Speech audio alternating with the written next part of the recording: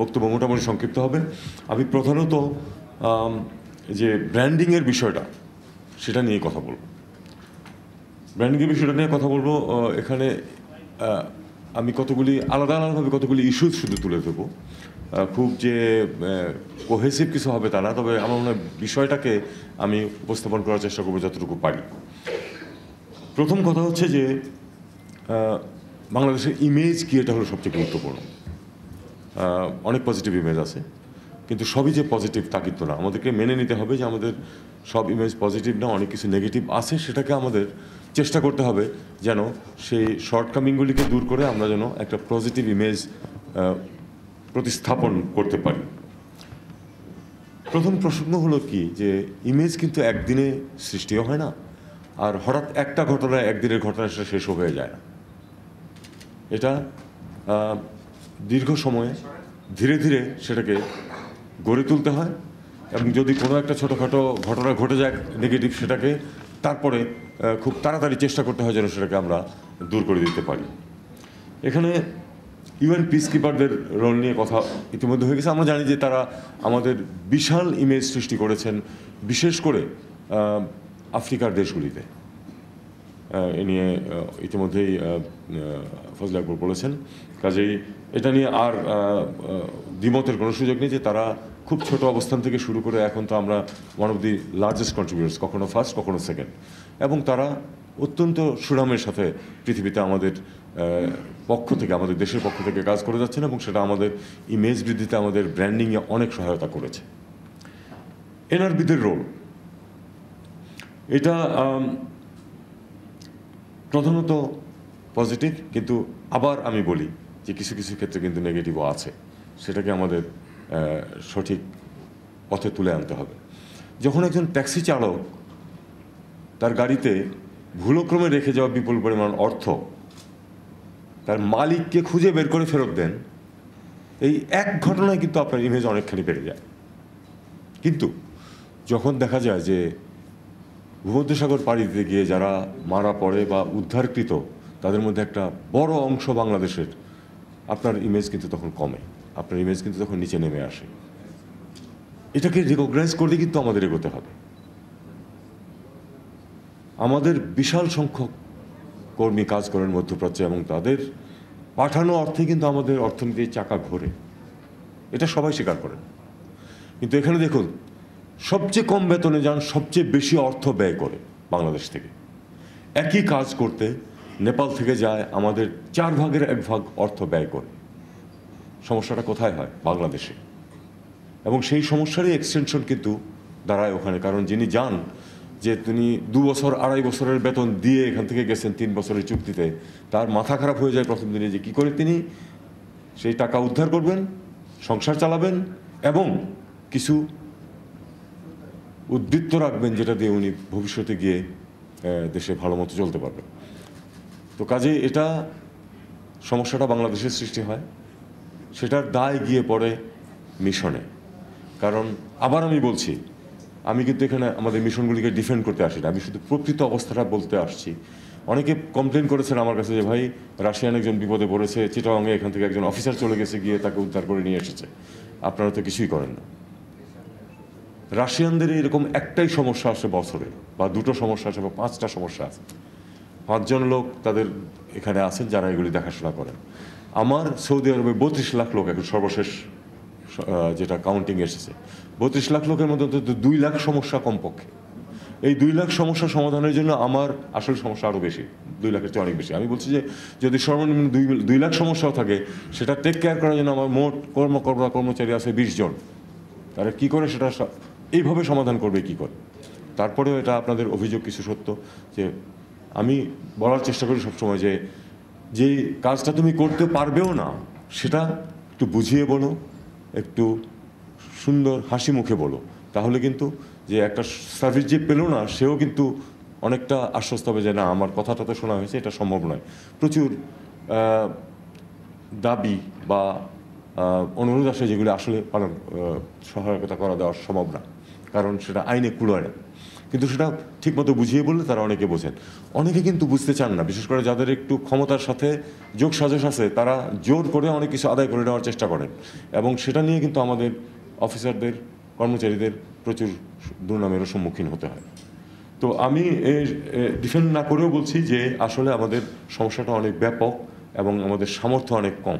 এই সামর্থ্য এবং এই প্রত্যাশার যে একটা বড় তফাৎ, এটা কিন্তু মিশনগুলোকে বহন করতে হয়।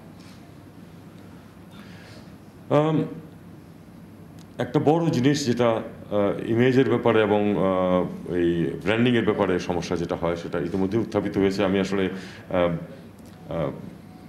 বাংলাদেশ ব্যাংকের গভর্নরকে দেখাচ্ছিলাম যে আমি 3টা পয়েন্ট লিখে রেখেছি যেটা উনি ইতিমধ্যে টাচ করেছেন। একটা হচ্ছে যে আমাদের যে 2-3টে রাজনৈতিক দল বড় বড় আছে বাংলাদেশে, তারা হলো পৃথিবীর সবচেয়ে বড় রাজনৈতিক দল। কারণ পৃথিবীর কোনো দেশের কোনো রাজনৈতিক দলের এত শাখা, এত কর্মী নাই পৃথিবীর বাকি অংশে। আমাদের বিশেষ করে যদি আমি বলি যে আওয়ামী লীগ, বিএনপি এবং জামাত, জাতীয় পার্টিও ক্ষেত্র বিশেষে তাদের সমস্ত বিশ্বের শাখা আছে, এবং তারা এই বাংলাদেশের এখানে রাজনীতিতে যেমন এই 2 দল বা 3 দল প্রচণ্ড শত্রু ভাবাপন্ন, একই রকম শত্রু ভাবাপন্ন আমাদের এক্সপেক্টেড যারা আছেন তাদের যে দল, এই দলের যে ব্রাঞ্চগুলি আছে সেগুলো আপনারা দেখেছেন। এবং আমি তো সরকারের এই পদে আছি অল্প কিছুদিন, 33 বছর চাকরি করে রিটায়ার করেছি 11 বছর আগে। এরকমটি পৃথিবীর আর কোনো দেশের ক্ষেত্রে দেখেছেন আপনারা যে কেউ একজন এখান থেকে যায় আর তাকে ওই ডিম সরার জন্য বা তার বিরুদ্ধে স্লোগান দেওয়ার জন্য বিরাট সংখ্যক মানুষ দাঁড়িয়ে আছে? ইস্যু ভিত্তিক না, সে ব্যক্তি এবং দল ভিত্তিক হয় আমাদের যেই রিয়াকশনগুলি। এটা আমাদের বিরাট ক্ষতি করছে আমাদের ইমেজের ক্ষেত্রে, আমাদের ব্র্যান্ডিংয়ের ক্ষেত্রে। ভারতীয়দের দিকে তাকান, আমি আর অন্য কোনো উদাহরণ দিতে চাই না। ভারতীয়দের দিকে তাকান, তারা কিভাবে এটা ডিল করে। তাদের প্রধানমন্ত্রী যখন যায় তখন কিন্তু সেখানে দুয়োধ্বনি দেওয়ার জন্য কেউ দাঁড়িয়ে থাকে না বা সংগঠিত হয় না। আমাদের এখানে হয়। এটা হয়ে আসছে। এটা এখনকার বা এর আগের রেজিমের বা তার আগের রেজিমের প্রশ্ন না, এটা চিরদিন হয়ে আসছে। এটা থেকে আমাদেরকে বেরোতে হবে। দ্বিতীয় প্রশ্ন, ভারতীয়রা যেই সুযোগ সুবিধা পাচ্ছে সমস্ত পৃথিবীতে, সেটা আমরা পাই না কেন, বা অন্তত প্রপোর্শনেটলি পাই না কেন? পাই না এই কারণে যে আমরা স্থানীয় রাজনীতিতে জড়িত হই খুব কম। যে স্বপ্ন দেখাচ্ছেন এই স্পিকার সাহেব, সেটা তখনই সম্ভব হবে যখন আমরা স্থানীয় রাজনীতিতে জড়িত হব। আমি অল্প কিছু সময় রাষ্ট্রদূত ছিলাম শুধু দক্ষিণ আফ্রিকা। ফরচুনেটলি সেখানে কিন্তু যখন কোনো অতিথি গেছে ঢাকা থেকে, তখন আওয়ামী লীগ ক্ষমতায়, আমি দেখেছি যে বিএনপি এবং আওয়ামী লীগের লোকজন একসাথে মিলে তাকে কিন্তু সম্বর্ধনা দিয়েছে, তাকে ডিনার খাইয়েছে, ইত্যাদি ইত্যাদি। এইটা একেবারেই এক্সেপশনাল। আমি সেটা কিন্তু পশ্চিমে, যেখানে গণতান্ত্রিক ধারা আরও অনেক বেশি শক্তিশালী হওয়ার কথা, সেখানে কিন্তু আমি এটা দেখিনি। আমি দেখেছি যে সবসময় 2 ভাগ হয়ে যায়। অথচ দক্ষিণ আফ্রিকায় এটা কিন্তু মোটামুটি, তাদের মধ্যেও কিছু সংঘাত আছে, কিন্তু অ্যাটলিস্ট মুখ দেখাদেখিটুকু আছে, এবং একসাথে হয়ে তারা অনেক কিছু করতে পারে। এই জিনিসটা আমাদেরকে করতে হবে। দ্বিতীয়, স্থানীয় রাজনীতিতে জড়িত হতে হবে। আমি ওদের কাউন্সিল, যে এএনসির, আফ্রিকান ন্যাশনাল কংগ্রেসের যে কাউন্সিল, সেখানে আমাকে দাওয়াত দিয়েছিল, গেছি। আমার খুব ভালো লেগেছে, 2-3 জন কাউন্সিলর ছিলেন বাংলাদেশি অরিজিনের। তার মানে তারা স্থানীয় রাজনীতিতে জড়িত হয়ে এসেছেন, এবং ওখানে কিন্তু এই বাংলাদেশের মতো ওই কেন্দ্র থেকে নির্ধারণ করে দেওয়া হয় যে কে কাউন্সিলর হয়ে আসবে। ওখানে একেবারে প্রতিটা ব্রাঞ্চে নির্বাচনের মাধ্যমে উঠে আসে যে কে ওখানে প্রতিনিধি হিসাবে যাবে, এবং তার মধ্যে বাংলাদেশি 2-3 জন ছিলেন। আমার এটা অত্যন্ত ভালো লেগেছে। এটা হচ্ছে আমাদের রাস্তা। যদি আমরা ব্র্যান্ডিং করতে চাই, আমরা যদি ইনফ্লুয়েন্সিয়াল হতে চাই, তাহলে এটা রাস্তা। আপনি আজকে এই যে নতুন সরকার গঠিত হতে যাচ্ছে যুক্তরাষ্ট্রে, সেখানে তাকান, ভারতীয় কয়েকজন সেখানে অত্যন্ত গুরুত্বপূর্ণ পজিশনে এসে যাচ্ছেন। আমাদের এটা কতটুকু হয়? বরং পাকিস্তানিদের কিছুটা হচ্ছে আজকাল। বাংলাদেশে তো টাওয়ার হ্যামলেটসে হয়েছে, আরও 2-1 জায়গায় হয়েছে, কিন্তু তারপরে আপনি খেয়াল করে দেখুন, আমাদের কয়েকজন এমপি আছেন, রূপা হক এসেছিলেন কয়েকদিন আগে, একসাথে আমরা একটা মিটিংও করেছি। এইটা হলো আসলে ব্র্যান্ডিংয়ের, এবং বাংলাদেশকে আপনারা শুধু ব্র্যান্ডিং মানে কি, শুধু তো ব্র্যান্ডটা সৃষ্টি করা না, সেটার অনেক বেনিফিট আছে দেশের জন্য। আপনারা যখন এই ব্র্যান্ড সৃষ্টি করেন, ভারতের যে ইমেজ, তারা কিন্তু এই ডায়াসপোরা কিন্তু সৃষ্টি করেছে। বিভিন্ন সফটওয়্যার কোম্পানির প্রধান হচ্ছেন ভারতীয়, বিভিন্ন ব্যাংকের প্রধান হচ্ছেন ভারতীয়, বিভিন্ন রাজনৈতিক দল, এমনকি তাদের তো একজন আধা ভারতীয় ভাইস প্রেসিডেন্ট ছিলেন, একজন ভারতীয় ছিলেন গভর্নর মার্কিন যুক্তরাষ্ট্রে। এগুলো পায়, পজিটিভ প্রাধান্য পায় না। এটা ভারতের ক্ষেত্রে ঠিক উল্টোটা ঘটে, কারণ তাদের লোকজন সেখানে ওই অবস্থানে পৌঁছতে পেরেছে। সবচেয়ে কম বেতনে কেন আমাদের লোকজন যায়, সেটা দোষ কিন্তু ওই লোকগুলি না, দোষগুলি আমাদের সিস্টেমে। কারণ আমরা এই যে ভাষার যে ব্যারিয়ার, এটা শুধু আরবি না, কিন্তু ইংরেজি, ইভেন মধ্যপ্রাচ্যের চাকরির জন্য। আমি একবার বেশ অনেক সময় কাটিয়েছিলাম কি বলে এটাকে, ওই কাতারের যে বিজনেস লাউঞ্জ, সেখানে একই কাজ করছে দুইজন ভারতীয়, দুইজন মানুষ, একজন ভারতীয় একজন বাঙালি। এই টেবিল পরিষ্কার করা এবং জিনিসগুলিকে পৌঁছে দেওয়ার ভিতরে একজনের বেতন হলো 350, আরেকজনের বেতন হলো 1200 রিয়াল স্থানীয়। কেন? আমি তখন জিজ্ঞেস করলাম বিষয়টা কি। ভারতীয় ভদ্রলোক, তিনি ইন্টারভিউ দিয়ে চাকরি নিয়ে, সরাসরি চাকরি নিয়ে এসেছেন, আর বাঙালি যে ভদ্রলোক ওখানে চাকরি করছেন, তিনি গেছেন কোনো একজন কফিলের মাধ্যমে। কফিল তাকে ওখানে নিয়োগ দিয়েছে, কফিল সেখানে কিন্তু 1200 রিয়াল পায়, তাকে 350 রিয়াল দেয়, কারণ 350 রিয়াল চুক্তিতে তিনি গেছেন। তা আমি বললাম যে তুমি কেন বাবা ইন্টারভিউ দিয়ে আসলে না? তখন তার মুখটা একটু কালো হয়ে গেল, যে ইন্টারভিউটা তো ইংরেজিতে হয়েছে, আমি তো ইংরেজি জানি না। কত বড় তফাৎ আপনি খেয়াল করে দেখুন। এখন এটার দায় তো আমাদের। আমরা গত 30 বছরে দেশটাকে এই জায়গায় নিয়ে গেছি যে আমাদের লোকজন বাইরে যায় শুধু ওই কায়িক শ্রম দেওয়ার জন্য, আর কোনো ভালো কাজের জন্য তাদেরকে নেওয়া হয় না। একেবারেই নেওয়া হয় না তা না। হোটেলের ফ্রন্ট অফিসে আমি বাঙালিকে পেয়েছি, তার কিন্তু খরচ হয়েছে জাস্ট 30,000 টাকা, শুধু এয়ার ফেয়ার দিয়ে যেতে হয়েছে, আর কিচ্ছু করতে হয়নি। কারণ সে ইন্টারভিউ দিয়ে গেছে এবং সে ইংরেজি বলতে পারে, তাকে ফ্রন্ট অফিসে তাকে দিয়ে এমন বিরাট কিছু আসে, জাস্ট একজন গ্র্যাজুয়েট। তো এই ভাষার যে সমস্যাটা, এটা আমাদের আছে।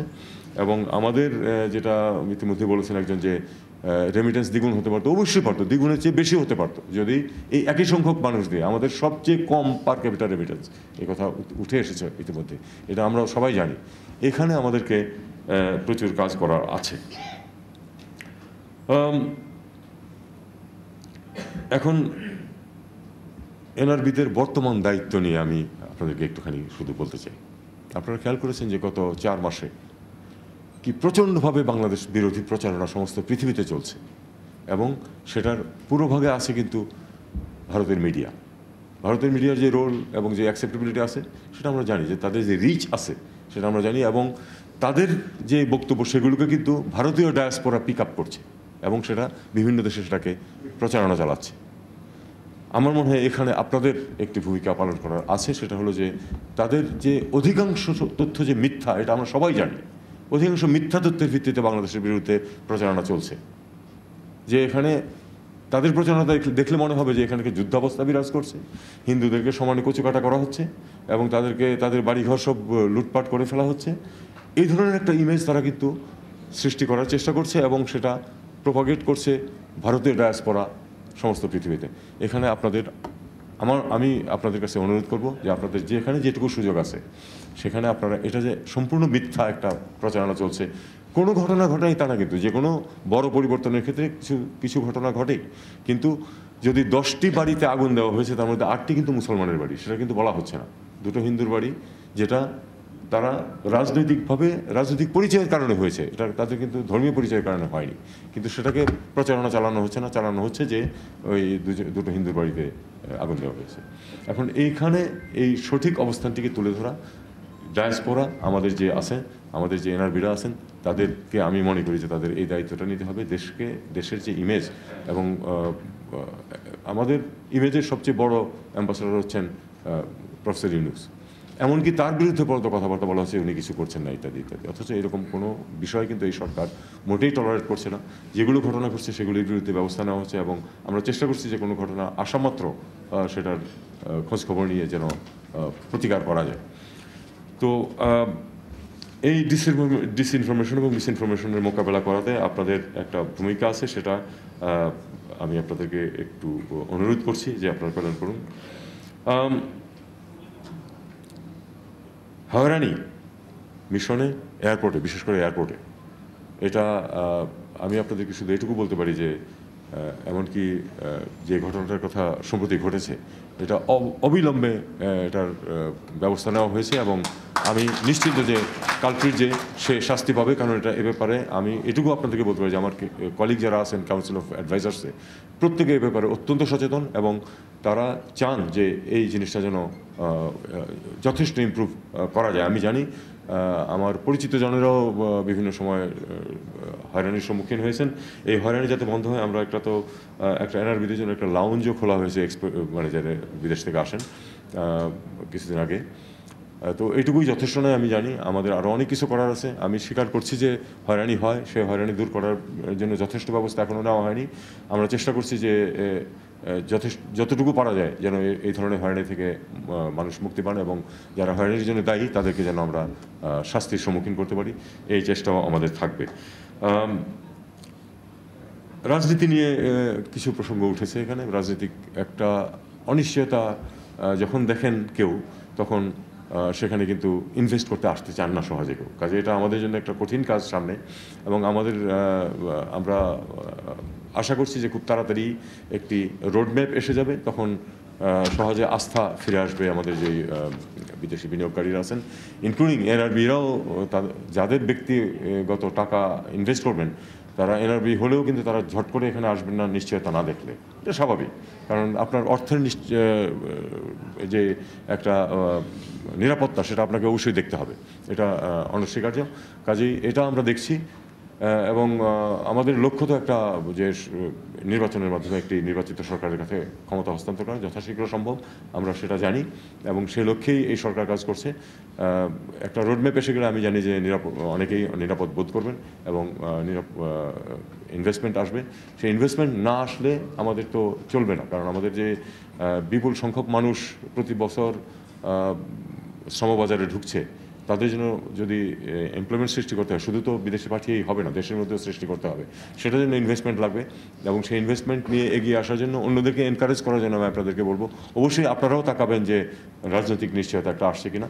এই অনিশ্চয়তা থেকে আমরা খুব শিগগিরই মুক্তি পাবো বলে আমরা আশা করছি এবং তখন এখানে বিনিয়োগের পরিবেশ আরও উন্নততর হবে এবং বিনিয়োগ আসবে, দেশে এমপ্লয়মেন্ট সৃষ্টি হবে এবং বিদেশেও যেই সব যদি আমরা প্রকৃত অর্থেই আমাদের হিউম্যান রিসোর্সকে ডেভেলপ করতে পারি, তাহলে বিদেশেও সুযোগ অনেক বেশি সৃষ্টি হবে। আমি ব্যক্তিগতভাবে মনে করি যে আমাদের জিডিপির 5% খরচ করা উচিত এডুকেশনে, 5% খরচ করা উচিত স্বাস্থ্যের পিছনে। এরপরে টাকা থাকলে অন্য কিছু করা, না থাকলে না করা।